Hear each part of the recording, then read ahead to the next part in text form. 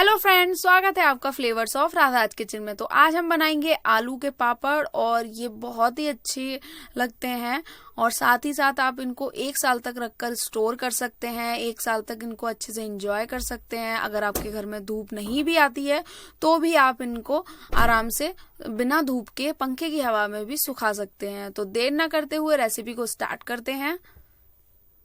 तो यहाँ पे मैंने आलू लिए हैं। ये आलू बॉयल हैं जिनको मैंने पील कर लिया है।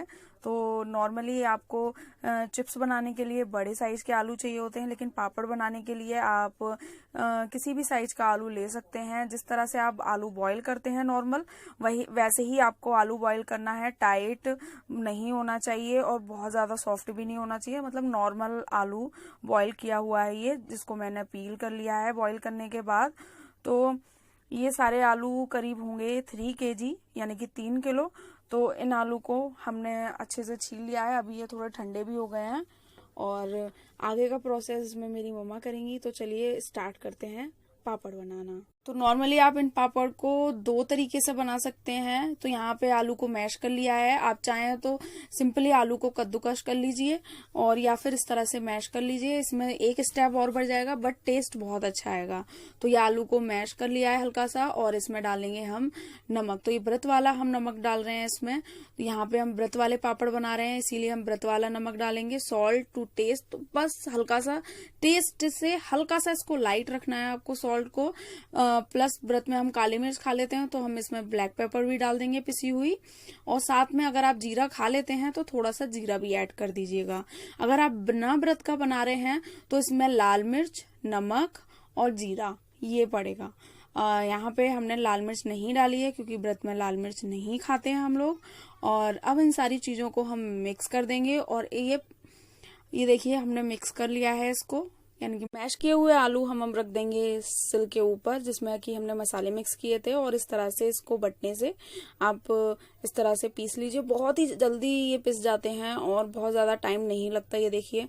और ये टेस्टी भी ज़्यादा लगते हैं। आप चाहें तो इसकी जगह आलू को कद्दूकस करके इसमें मसाले मिक्स कर लीजिए, तो इस तरह से भी बना सकते हैं। या फिर जो मैश किए हुए आलू हैं, और ये एकदम ट्रेडिशनल तरीका है, इसी तरह से ये आलू के पापड़ बनते हैं। और इस तरह से अगर बनाएंगे तो जो पापड़ हैं वो बहुत ही अच्छे बनेंगे, दिखने में भी एकदम ट्रांसपेरेंट से लगेंगे। तो आप पापड़ को जरूर इस तरीके से बनाइएगा। अगर आपके पास सिल बटना नहीं है तो आप कद्दूकस कर सकते हैं, लेकिन उससे थोड़ा जो पापड़ है वो थोड़ा मोटा रहता है। तो ये देखिए मैंने जो सारे आलू हैं वो पीस लिए हैं। बहुत ज़्यादा टाइम नहीं लगता, बहुत ही जल्दी ये पिस जाते हैं। और अब ये मम्मा ने थोड़ा सा हाथ पे घी लगाया है क्योंकि हम व्रत वाले बना रहे हैं, तो हम यहाँ पे ऑयल का यूज ना करके घी का यूज कर रहे हैं। अगर आप नॉर्मल पापड़ बना रहे हैं तो मस्टर्ड ऑयल का यूज करना है। और ये देखिए हल्का सा एक बार हाथों पे घी लगा लिया और उसके बाद इस तरह से हम इसकी लोई बना लेंगे, पेड़े बना लेंगे। तो पापड़ बनाने के लिए आपको लेनी है प्लास्टिक वाली पन्नी। तो ये पन्नी गंदी नहीं है, इसमें हमने पहले से ही पापड़ बना लिए हैं थोड़े बहुत। तो ये पन्नी के ऊपर आपको हल्का सा ऑयल लगाना है ताकि जो थोड़ी चिकनी हो जाए। और आप चाहें तो जो दूध वाली पन्नी होती है उसका भी यूज कर सकते हैं या थैली का भी यूज कर सकते हैं, लेकिन आप ट्रांसपेरेंट पन्नी का ही यूज करिए ताकि जो शेप बन रही है वो आपको आराम से विजिबल हो, आप देख पाए। तो इस तरह की जो कपड़े वाली पन्नी होती है आप उसका यूज कर सकते हैं, जिसमें साड़ी आती है। तो ये वही वाली पन्नी है, तो उसको मैंने कट कर लिया है। और यहाँ ये सारा प्रोसेस हम छत पर कर रहे हैं, तो आपको ये ध्यान रखना है कि जहाँ पे आपको पापड़ को सुखाना है वहीं ये बनाएं ताकि इसको आप आराम से सुखा पाएं। तो ये देखिए ये भी एक प्लास्टिक की शीट है जिसके ऊपर हम पापड़ बनाएंगे। तो आप प्लास्टिक की शीट की जगह आप टेबल मैट का भी यूज कर सकते हैं, या टेबल पे जो बिछाते हैं प्लास्टिक वो उसका भी यूज कर सकते हैं साफ करके, ताकि इस पे से आराम से पापड़ को आप सूखने के बाद छुटा पाएं। तो यहाँ पे पूड़ी बेलने वाली ये मशीन है जिससे हम मतलब पूड़ी नहीं ये पापड़ बनाएंगे। तो ये मशीन बहुत ज्यादा पुरानी है, तो इस पे आप कमेंट मत करिएगा। और इस मशीन से बहुत ही जल्दी पापड़ बन जाते हैं। मैं आपको बिना मशीन से भी पापड़ बनाना बताऊंगी। तो ये देखिए ये इस तरह से, तो ये सिया भी हेल्प कर रही है अपनी नानी की। तो ये देखिए, और ये देखिए जो पापड़ है वो एक बार में बन गया है। अगर आपको कहीं से मोटा लग रहा है तो आप उसको फिंगर से ठीक कर सकते हैं। तो अब हम इस पापड़ को डाल देंगे।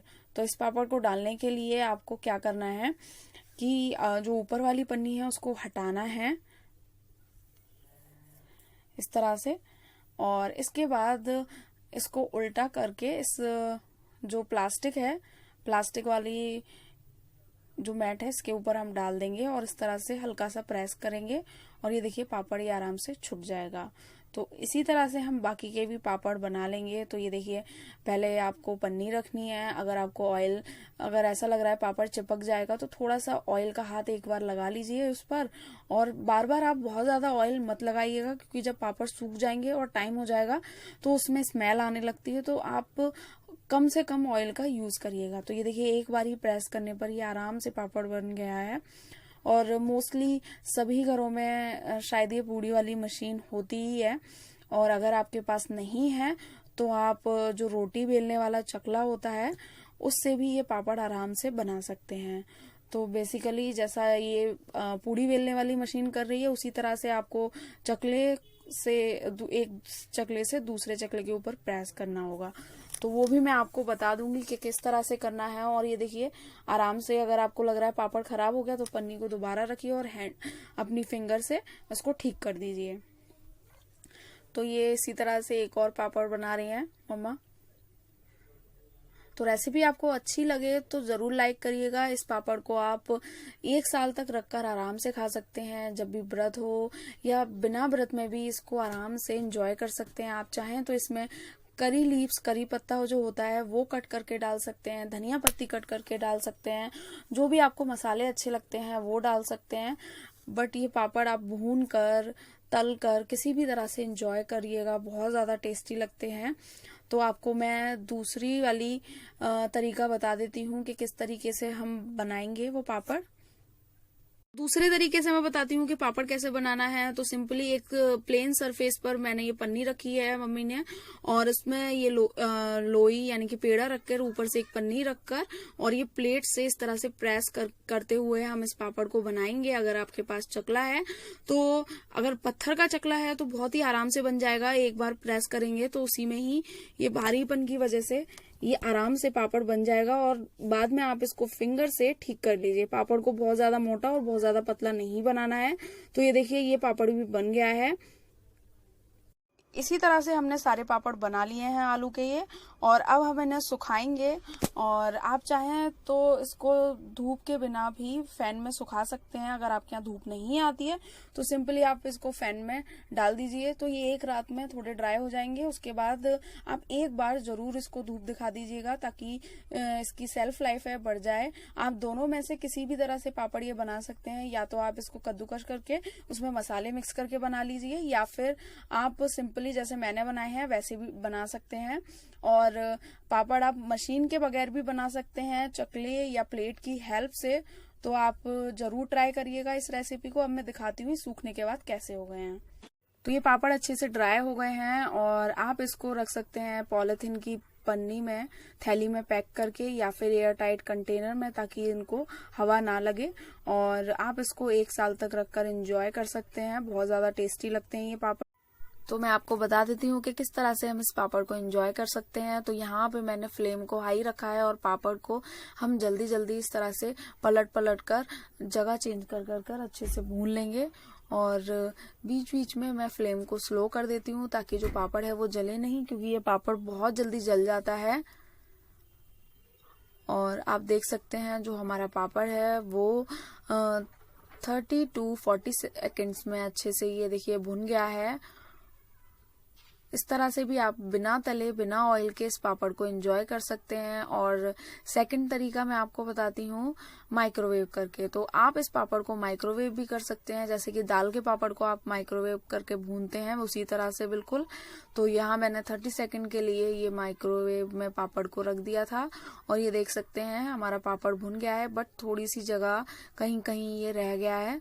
तो 30 सेकंड के लिए मैं इसको और माइक्रोवेव कर दूंगी। उसके बाद आप देख सकते हैं जो हमारा पापड़ है वो अच्छे से भुन चुका है। तो आपका मन है कि आपको माइक्रोवेव करना है, अगर आपके पास माइक्रोवेव नहीं है तो डायरेक्ट गैस के ऊपर भी आप इसको भून सकते हैं। अब ये मैंने मस्टर्ड ऑयल लिया है, तो जो ऑयल है वो बहुत तेज गर्म नहीं होना चाहिए। तो और फ्लेम को मैंने अभी मीडियम रखा है और बस आपको इसमें ऑयल में पापड़ को डालना है और इस तरह से चिमटे से पकड़ लेना है ताकि जो ऑयल है वो सारा ऑयल पापड़ से निकल जाए। तो इस तरह से आप इस पापड़ को तल सकते हैं और तलने में बहुत ही कम टाइम लगता है, बस आपको ऑयल में डालकर तुरंत निकाल लेना है। तो ये देखिए तले हुए पापड़ हैं ये, और साथ में मैंने रखे हैं माइक्रोवेव किए हुए और गैस पर डायरेक्ट भुने हुए। तो ये हमारे तले हुए पापड़ और ये भुने हुए। तो जो भी आपको मेथड अच्छा लगता है वो आप जरूर ट्राई करिएगा। और अगर ये रेसिपी आपको पसंद आई हो तो प्लीज अपने फ्रेंड्स और फैमिली के साथ जरूर शेयर करिएगा और इस पापड़ की रेसिपी को लाइक करना बिल्कुल मत भूलिएगा। और हाँ, मेरे चैनल को सब्सक्राइब करना तो बनता ही है, तो please subscribe to my channel. Thank you for watching. Bye bye. तो पापड़ बनाएंगे और ये है गैस पर बना हुआ पापड़।